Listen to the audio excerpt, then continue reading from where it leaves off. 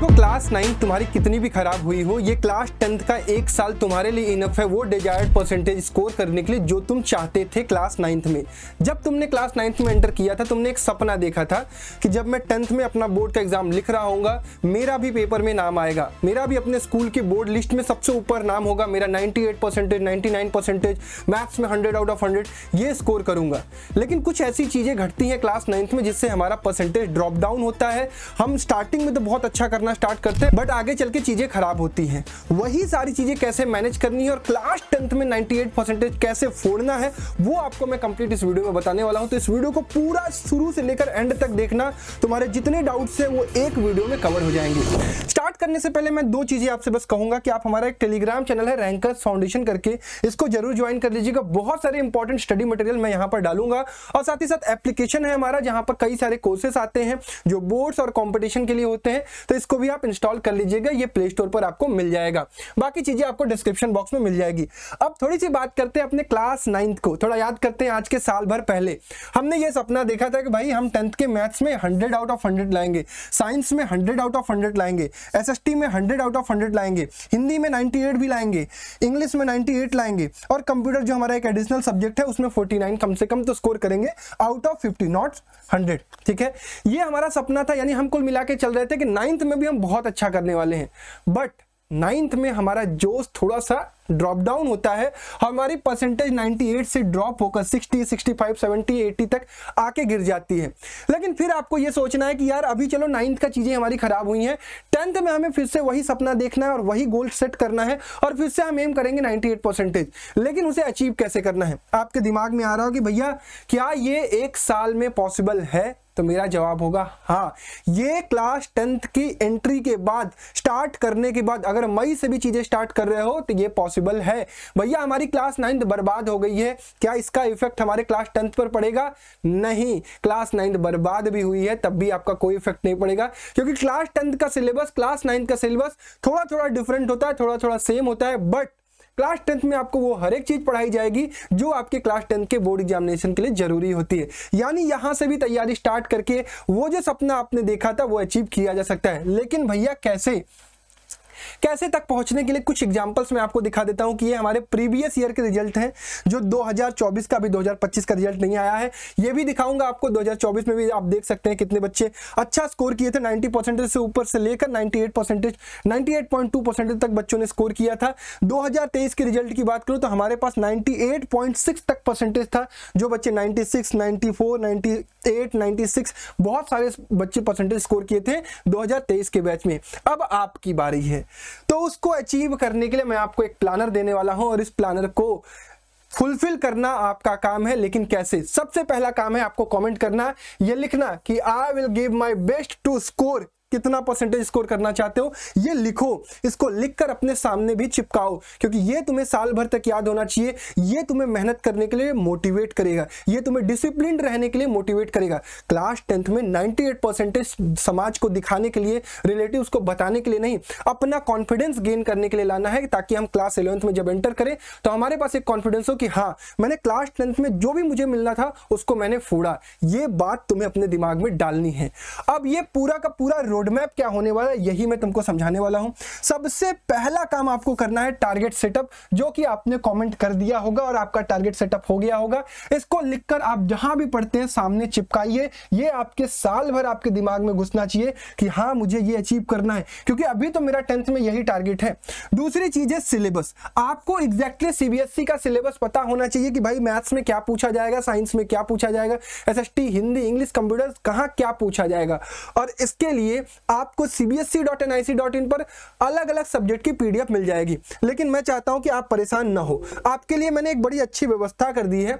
इसमें मैंने क्या किया है, क्लास 10th की कंप्लीट पीडीएफ, मतलब मैथ की, आपको 10th की केवल, क्योंकि सीबीएसई की वेबसाइट पर 9th वाली भी है, तो इसमें मैंने क्या डाल दिया कि भाई 10th की पीडीएफ यहां पर डाल दी है। ये पीडीएफ आपको मैं डाल दूंगा उसे टेलीग्राम पर, जो कि आपने ज्वाइन कर लिया होगा। वहां पर जाकर आप डाउनलोड कर सकते हैं। सिर्फ मैथ नहीं है, आप नीचे आओगे, फिर उसके बाद आपका इसका पेपर डिजाइन कैसा है मैथ का, फिर आपका स्टार्ट हो जाएगा आपका साइंस का आ गया। अब साइंस का सिलेबस क्या है 10th का। फिर उसके बाद आप आगे बढ़ोगे तो आपका एसएसटी का सिलेबस आ जाएगा कि एसएसटी में क्या क्या चीजें पूछी जाएंगी, कितने कितने क्वेश्चन के कहां से पूछे जाएंगे, डिटेल सिलेबस सिलेबस। फिर उसके बाद आप नीचे जाओगे, फिर आपका इंग्लिश, हिंदी, कंप्यूटर, तीनों के तीनों सब्जेक्ट आपको मिल जाएंगे।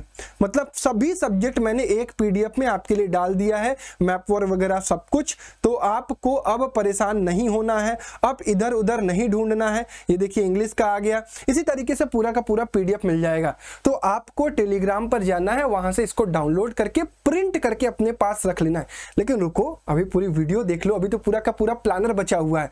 सिलेबस मैंने आपको दे दिया सिर्फ एक जगह पर, वो सारी चीजें आपको मिल जाएंगी। अब मैं आपसे क्या कहना चाहता हूं, फुल ईयर प्लानर पर चलते हैं। फुल ईयर प्लानर पर चलने से पहले मैं आपको एक छोटी सी बुक रिकमेंड करना चाहता हूं कि एमटीजी ने आपके लिए बहुत बेहतरीन बुक निकाली है, 100% की बुक, जो मैथ के लिए, साइंस के लिए, सोशल के लिए, इंग्लिश के लिए, हिंदी के लिए, सबके लिए अवेलेबल है। अब इस बुक में क्या खास है, देखो आप क्लास 10th का प्रिपरेशन करने जाओगे, एनसीईआरटी तो लगाओगे ही लगाओगे। जब मैं टॉपर के रिसोर्सेज बताऊंगा, वहां पे बताऊंगा कि आपके पास एक साइड की किताब होनी चाहिए जिसमें आपको बहुत सारे क्वेश्चंस मिलने चाहिए प्रिपरेशन करने के लिए। जब आप इस बुक को परचेज कर लोगे, मेरे डिस्क्रिप्शन बॉक्स में उसकी लिंक है, तो आपको यहाँ पे पता चलेगा कि भैया इसमें तो बहुत अच्छी अच्छी चीजें हैं।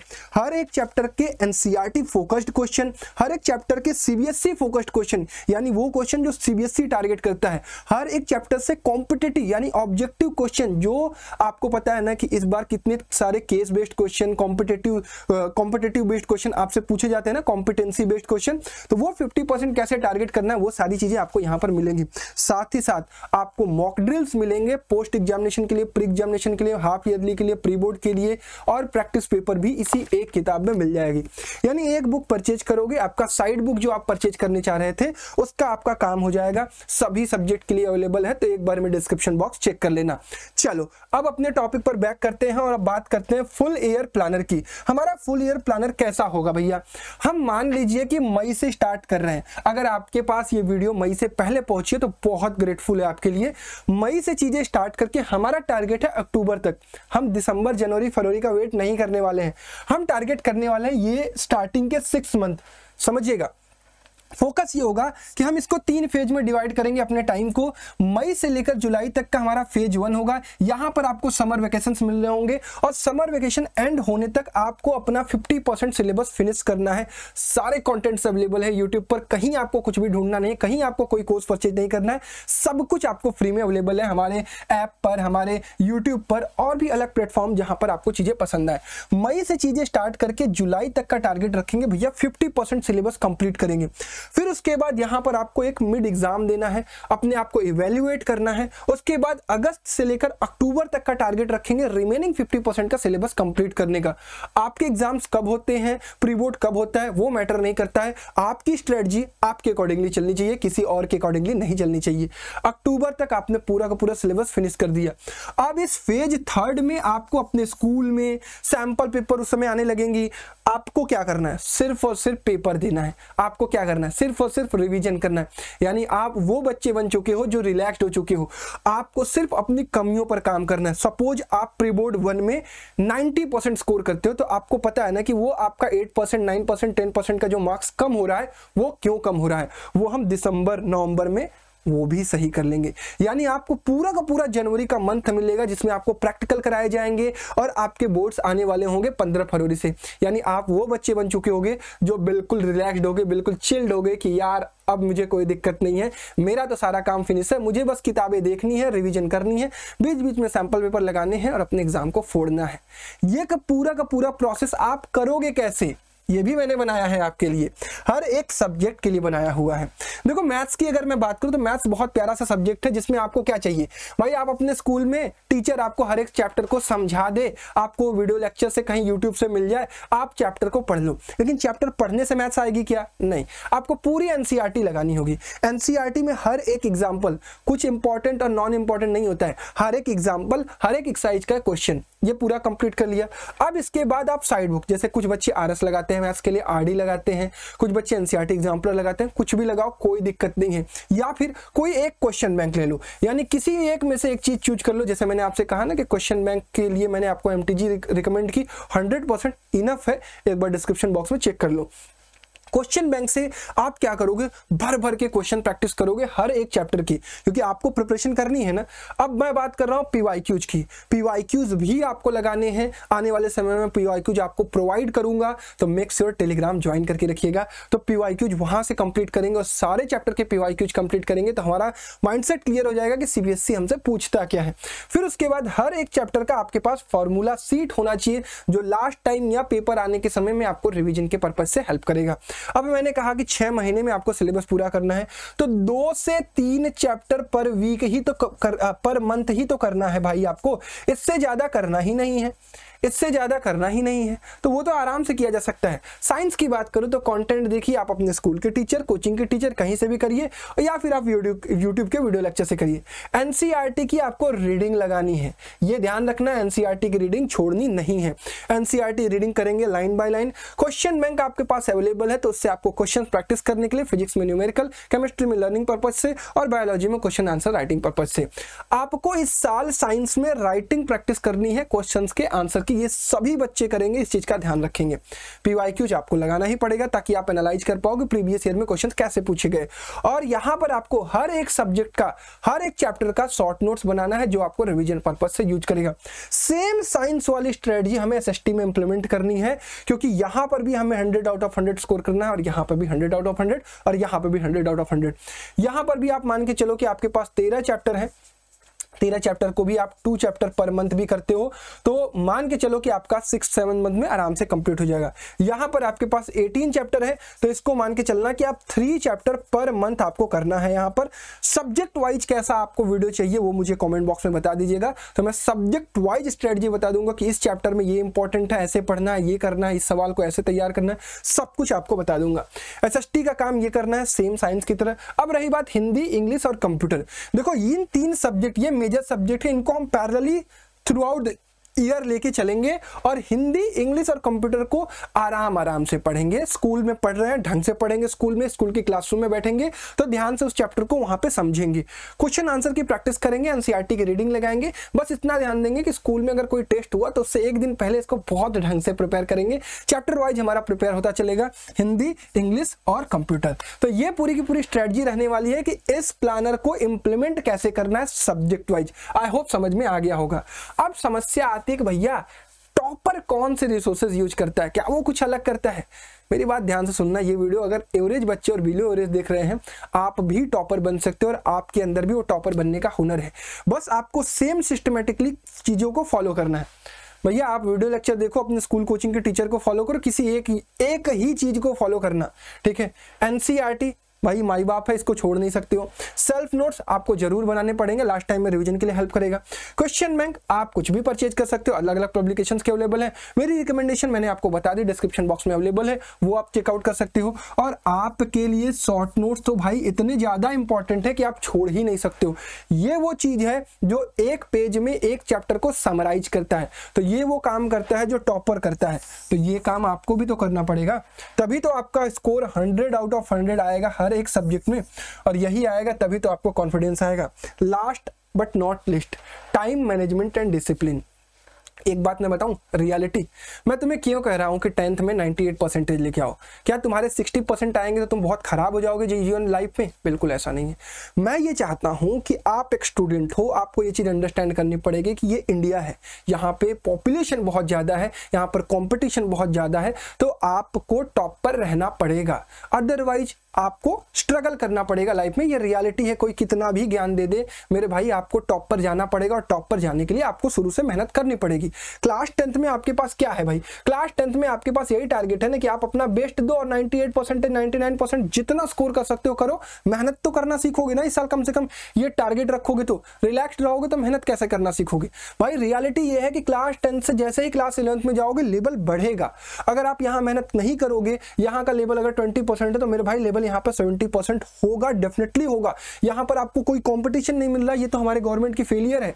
अगर कंपटीशन नहीं मिल रहा है तो यहाँ से यहाँ तक जाने में आपको बहुत डिफिकल्टी होगी। इसीलिए मैं कहता हूँ कि भाई पुश करना अभी से शुरू करो। 9th से 10th में आए हो, मेहनत करो, खूब सारी किताबें लगाओ, खूब सारे क्वेश्चन प्रैक्टिस करो, तभी क्लास 11th में तुम्हें चीजें समझ में आएंगी। अगले साल बड़े कंपटीशन की प्रिपरेशन करना स्टार्ट करोगे, किसी भी फील्ड में जाओगे तुम्हें कंपटीशन को बीट करना पड़ेगा, क्योंकि ये इंडिया है। You have to understand it. यही बात मैं बड़े प्यार से आपको समझा रहा हूँ।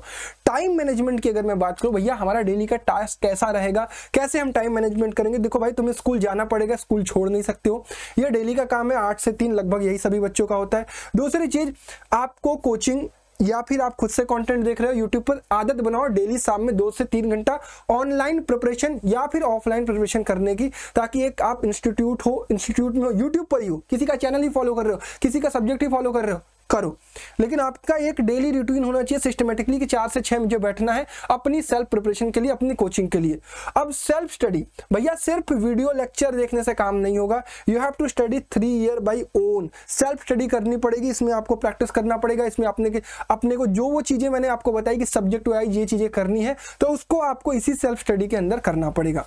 और एक बड़ी इंपॉर्टेंट चीज जो हर बच्चा मिस आउट करता है, जो कि उसको आगे चल के डिफिकल्टी होती है, ये कि भैया आप मॉर्निंग में एकदम नहीं पढ़ते हो। मैं कहूंगा आप छोटी सी आदत बनाओ, मॉर्निंग में हाफ एन आवर पढ़ने की ही। उसमें आपको क्या करना है, एनसीईआरटी की रीडिंग लगानी है और कुछ भी नहीं करना है। एनसीईआरटी की रीडिंग लगानी है या फिर आपको अपने नोट्स की रीडिंग लगानी है। इस चीज का हम ध्यान रखेंगे। क्लियर है क्या? बहुत बढ़िया। अब डिसिप्लिन कैसे डेवलप होगा भैया, ये हमें कोई नहीं बताता है। देखो, डिसिप्लिन डेवलप करने के लिए सबसे पहले तो चीज है कि आपको ऑनेस्ट बनना पड़ेगा, आपको कंसिस्टेंट बनना पड़ेगा, और आपको सिर्फ 10th के पॉइंट ऑफ व्यू से नहीं, अपने लाइफ के पॉइंट ऑफ व्यू से सोचना पड़ेगा कि आगे चलकर भी आपके काम है। यहीं पर लाइफ समाप्त नहीं होने वाले। 10th में चाहे जैसा स्कोर करो उसके बाद कुछ नहीं है, आपको आगे भी मेहनत करना है। तो यहीं से आपको आदत बनानी पड़ेगी। You have to be consistent, you have to make to do list, ताकि आपको रोज काम करने की आदत हो। आपको पता हो कि भाई हमें ये काम सुबह उठकर करना है, पूरे दिन भर में करना है। आपको थोड़ा सोशल मीडिया प्लीज अवॉइड करिए मेरे भाई, आपको बहुत प्रॉब्लम्स हो जाएगी। स्कूल लाइफ को क्रॉस करने के बाद ही सोशल मीडिया पर जाइए, ये आपके लिए बहुत अच्छी चीज होगी। और प्लीज अपने डेज को प्रोडक्टिव बनाइए, कंसिस्टेंट रहिए, ऑनेस्ट रहिए, तब जाकर आप इन चीजों को फुलफिल कर पाओगे। और वो ड्रीम, वो गोल जो आप अचीव करना चाहते हो 10th में, स्टार्टिंग से मेहनत करके अप्रैल से लेकर जनवरी फरवरी तक आप ये काम करते हो, तो डेफिनेटली मैं समझता हूं कि आप जितना भी टारगेट स्कोर कर रहे हो, जिसको आपने कमेंट किया है, वो अचीव कर सकते हो। ठीक है, तो मेरी तरफ से आपको इस YouTube चैनल पर बहुत सारा कंटेंट मिलने वाला है, बहुत सारा प्यार मिलने वाला है, बहुत सारी गाइडेंस मिलने वाली है। तो नए हो तो पहले सब्सक्राइब कर लो, आपको आगे बहुत हेल्प मिलेगी। धन्यवाद, जय हिंद और बेस्ट ऑफ लक।